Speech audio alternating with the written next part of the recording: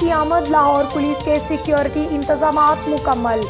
CCPO Lahore Zulfikar Hamid और DIG operation Ishfaq Khan का अमाम बारगाहों और आज़ादारी जलूसों के रूट का दौरा। पुलिस अफसरान की अमाम बारगाह कसरे बतूल शादमान आमद। 9वें मुहर्रम के जलूस के रूट पर सिक्योरिटी इंतजामात का जायजा लिया गया। CCPO लाहौर और दीगर पुलिस अफसरान की कसरे बतूल के मुंतजम सैयद हसन अली और दीगर मुंतजमीन से मुलाकात। SSP operation Faisal Shahzad, SP Model Town Dost Mohammad, DSP और मुतल्लिका पुलिस अफसरान हमरा थे।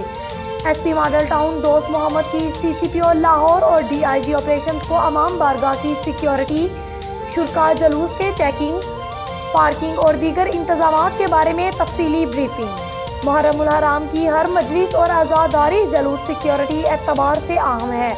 लाहौर पुलिस के मुहर्रमुल हराम के हवाले से सिक्योरिटी के ऑपरेशंस, आज़ादारों की सिक्योरिटी के साथ कोरोना SOPs पर अमल दरामद करवाने के चैलेंजेस भी हैं।